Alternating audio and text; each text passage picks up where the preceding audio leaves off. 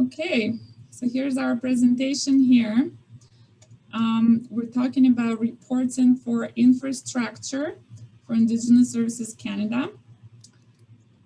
So infrastructure in general includes all the assets that we have on our First Nation. So it would include buildings, houses, our water plant, any kind of vehicles and heavy equipment that we use to maintain our assets.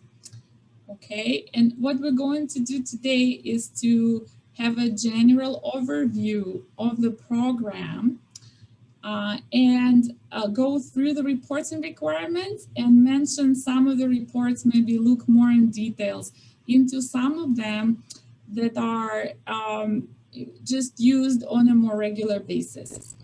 Okay, so let's first of all look at what funding streams are available for infrastructure at ISC.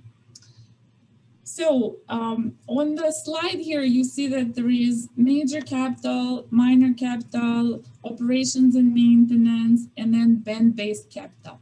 So what are those? So in general, major capital and minor capital, they're the larger capital projects. The difference between them is just the dollar value. So for minor capital, any project under $1.5 million is going to fall under minor capital. Any project over $1.5 million is going to fall into major capital. And it's also going to involve just a more detailed and diligent process for conducting the project. Okay. So now you also have your general operational funding, and I'm assuming most of you are familiar with the programs. If you're not, then I'll try to elaborate a little more. So every First Nation gets a formula-based funding for their operations and maintenance. It can include things like water and wastewater funding, electrical systems, community buildings. So all this funding we receive it on a monthly basis, and it's all formula based. So it depends on the number of community members, how big the community is, and all other variables that ISC has in their formula. Okay, so that funding, the O&M funding, the operational funding comes to us every month in our monthly deposit from ISC. And most of the First Nations would have a budget, so they would know how much is coming for every program. And then that funding will be used on things like ongoing wages, repairs and maintenance, maybe materials required for those programs. Okay, so now the minor and major capital projects, they're the larger projects that happen once in a while, and they're driven by the needs of every First Nation, and the needs are assessed based on the reporting we provide to ISC. And this is why financial reporting and project reporting is so important here. Okay, so now band-based capital is something that's a dollar value allocation that comes to a First Nation every year. To access that funding, we have to provide a report. We have to submit a report that's called a PIF, and we'll go through it. But basically, even though this funding is available, without submitting a project request and without submitting reports, we cannot access it. Now, the band-based capital funding is available for all kinds of needs that the First Nation may have, such as maybe we need a new sewer truck, a new septic truck, maybe a water truck. For most First Nations, housing, major repairs of housing is very important. And so band-based capital allows for up to 25% of that amount to be used for major housing repairs, just so we know. Okay, so I just wanted to share some resources for the programs and for reporting as well. So as our relationship with ISC, in our relationship, we normally deal with a few people there. So most of you are familiar with an FSO, Funds and Services Officer, probably. And then there is also a Capital Services Officer. So Capital Services Officer would be the person responsible for all these infrastructure programs. And so what I think is important is to create a relationship with that person. So if you're dealing with infrastructure programs, it's really good to reach out and introduce yourself, because I find that many times they act on our behalf to help us get funding at ISC. And how do we motivate somebody to act on our behalf better is we create a relationship, right? And we also help them with making their job easier, meaning we submit our reporting on time because they're being evaluated based on our reporting. Okay, so Capital Services Officer is normally in contact with us once we reached out and introduced ourselves regarding any outstanding reporting. And they're also good at letting us know if there are any projects that we can send a proposal for. So it's a good relationship to have. So there are few reports that we have to submit for our infrastructure programs.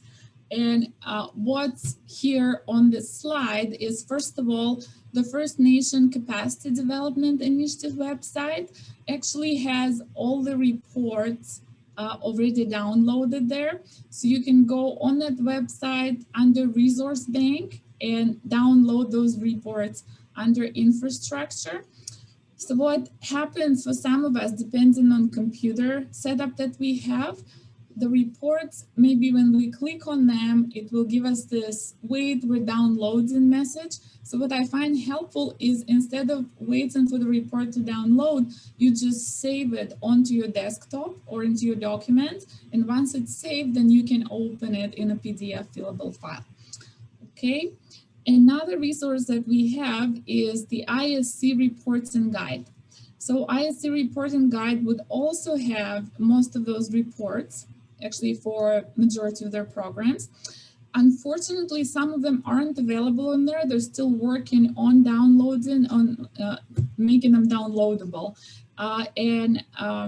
So you may want to go to Capacity Connect website in the first place, because they were able to actually get the reports for download there. ISC Reporting Guide is also good because it has instructions for every form that we need to fill out. They provide instructions. Some of them are very general, some of them are pretty good, but it's good to go through. Okay, and then another thing we wanted to mention is report submission. So most of us would submit our reports to either the FSO or the CSO, the Capital Services Officer at ISC.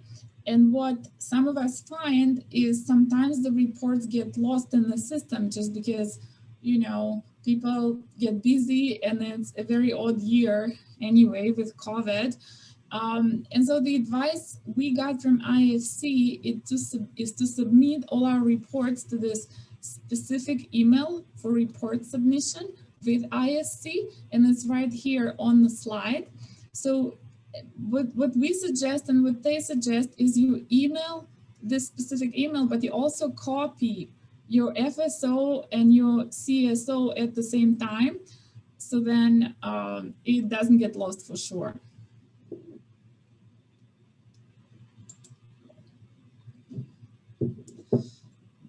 Okay, so I'm going on to the next slide here, which is our actual reporting.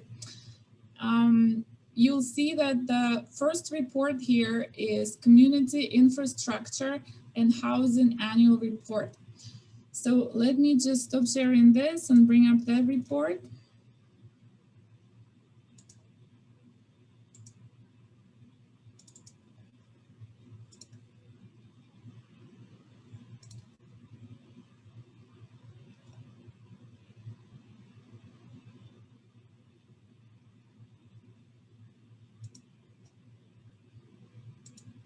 Sorry, I have a little bit of technology issues here. I thought I downloaded, but it's not downloaded, so it gives me the please wait message. So let me talk about this in general here, and then maybe we can save it.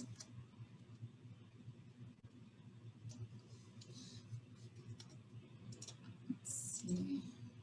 Okay, so this community infrastructure and housing annual report, what it is just a report for all your houses on the First Nation. It has different fields that indicate whether the houses have septic fields or require septic service, where they have, you know, water connection and electricity and so on and so forth. So what gets included in here is both your band houses and CMHC houses, all the houses on your First Nation. And the reason this report is important is when ISC evaluate whether the First Nation needs more houses or needs major repairs for the houses, they're going to look at the report and decide based on the information on that report. Now you'll see the due date in Ontario for the report is May 15th. So I'm just gonna go just so we can all see how to get a report from ISC reporting website. Let me share the reporting website here.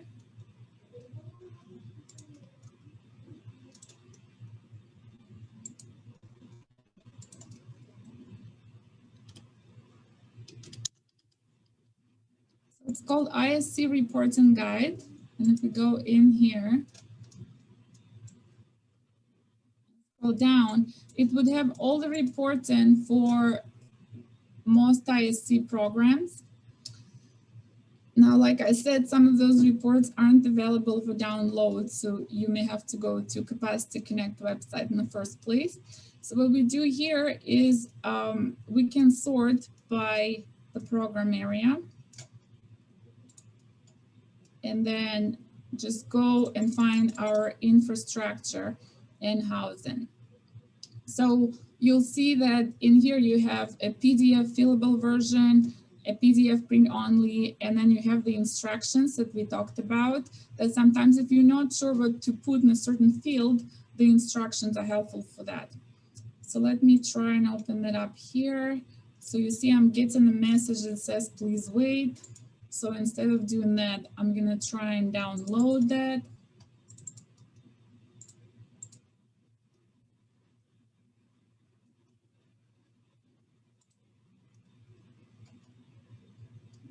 Okay, I'll go and see if I can open up from there. I apologize for the technology hiccups here. I had to change computers to make sure this works.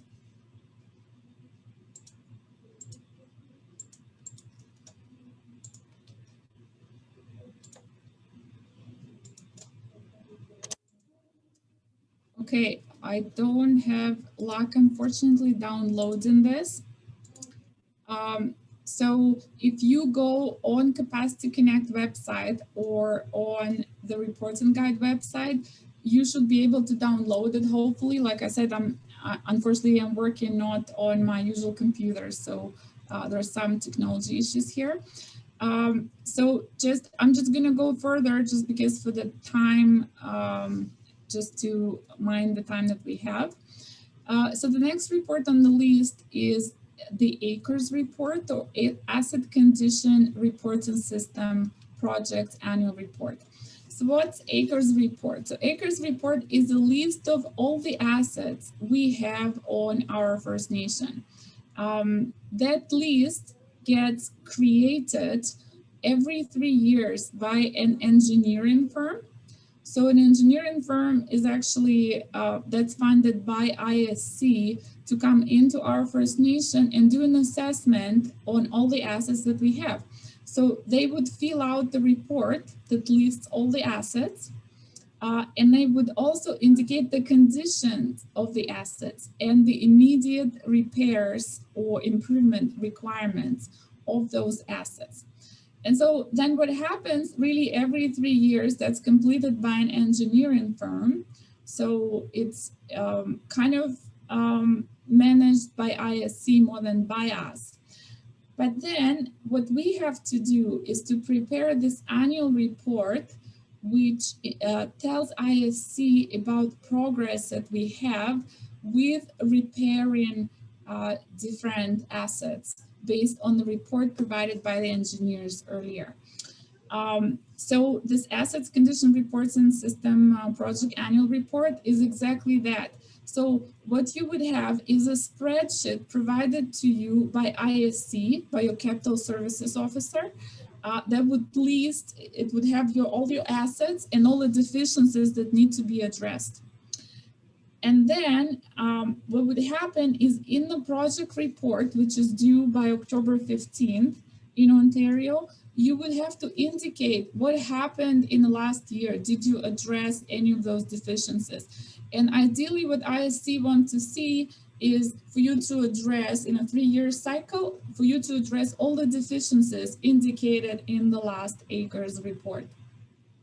Okay.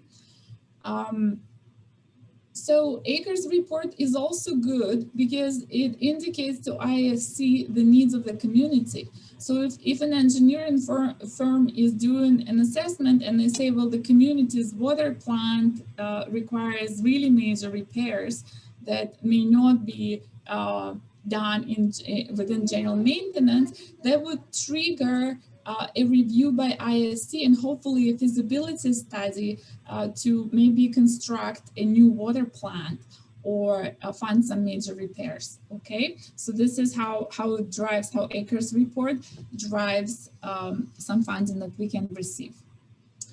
Okay, so next report on the list is capital projects report progress and completion. So any capital project that we undertake with ISC, we have to submit a completion report.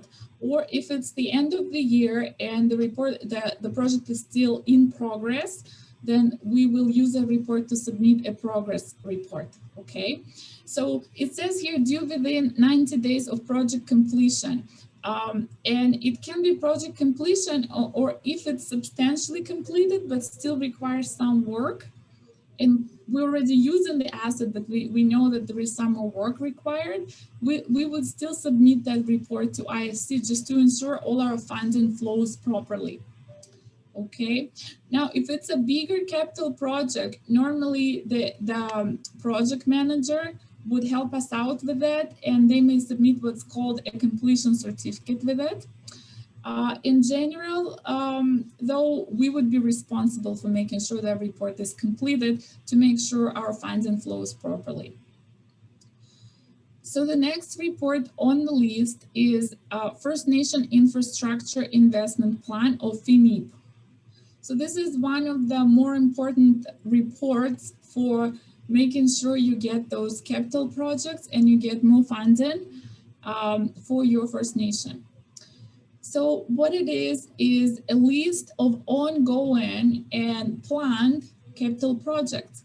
So many of them would be driven by formulas or by certain assessments from ISC, but some of them would be driven by the First Nation.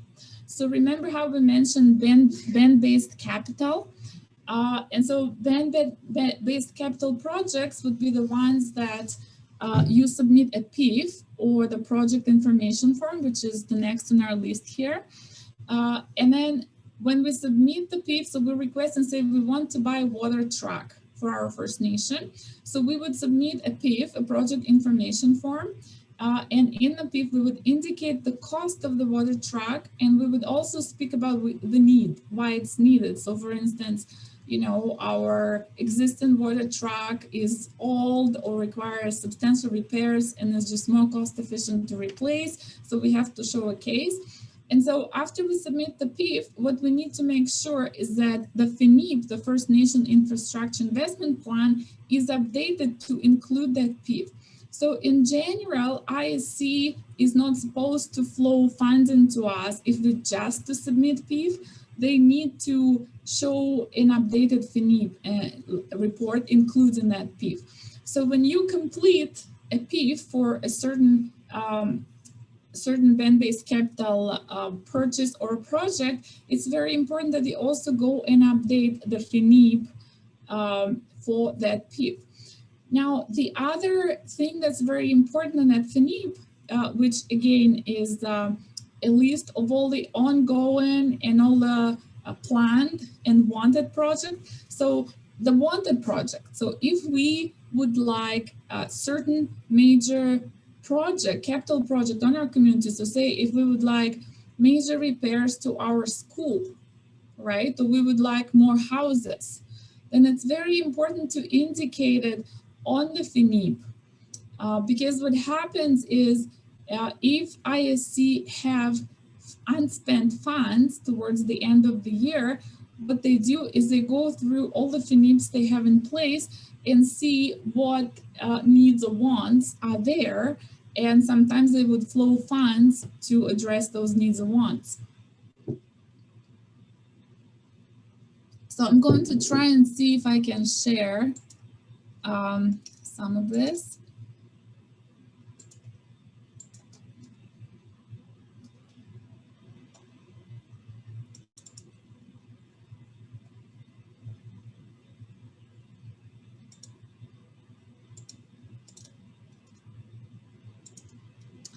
Okay, so I'm able to share a PIF here.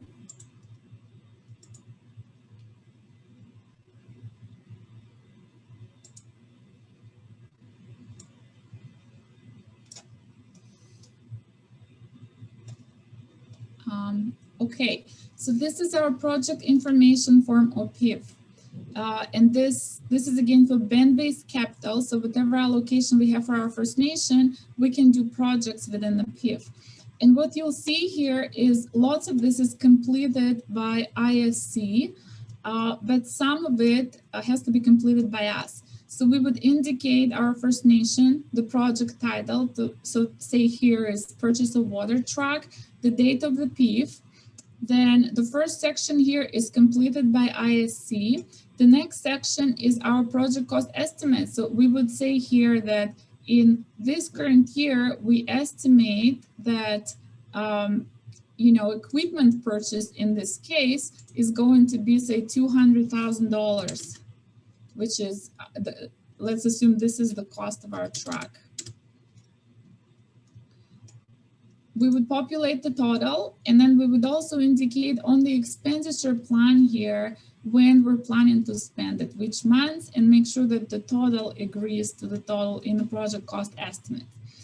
Now, under the scope of work and project description, we would describe the project and why we need it. So we would say here the community existing water truck is very old and isn't subject to significant improvements, or it's very costly, therefore we need a new water truck. So we would, just a brief description would go in here.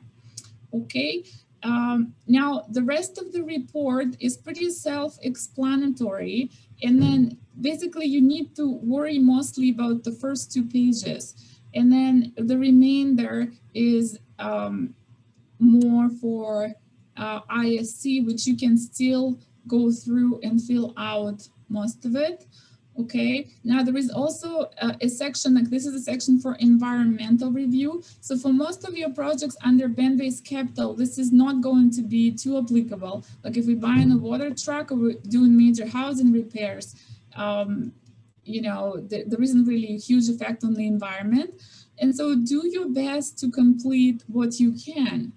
And whatever you can complete, again, your capital services officer can be very helpful with completing it for you or giving you directions on how to complete it.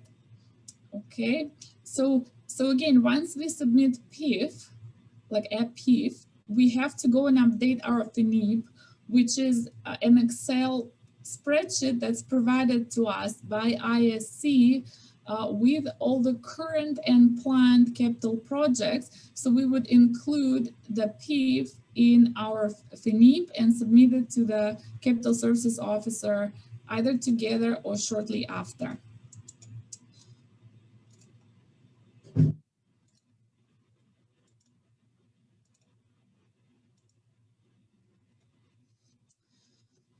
Okay, so this is the general overview of all the reports and programs. If you have any specific questions, then please send them to Chantel at capacity@noqin.com, and she will distribute all the Q&A to the participants. This is a short session, so it's kind of difficult to go into details with anything. And this is a pilot project, we're just trying it. So thank you for participating and for being patient with us. And what I want to indicate is the biggest takeaway here is go on ISC reports and guide and read the instructions for the reports. Okay, and download the actual reports either from the capacity development website or from ISC reports and guide. And just going through it, you'll be able to see that they're not very complex. You don't need to know much. Now, if you're not sure how to complete certain reports, then your capital services officer at ISC create a relationship, and they'll be happy to help you most of the time, or even to complete some of it for you. And so my advice is do your best with the research and with some learning, but do your best and submit the report, as opposed to, you know, sometimes I look at some of those reports and I was like, oh goodness, I don't know what to put in here. I don't know what to put in there, because many of them would include program numbers and references from ISC that are more technical, and that's okay. There is no expectation for us to know their technical references. All we have to do is to complete what makes sense. Maybe we can ask questions from our capital services officer, but if not, we can always just complete what we can, send it to capital services officer, and they will either let us know what else they need us to complete, or help us, or complete it for us. Again, the infrastructure reporting is very important, just to make sure we get the funds that we need for those infrastructure assets on our community. Okay, thank you very much for participating, and we're hoping to see you again soon. Thank you.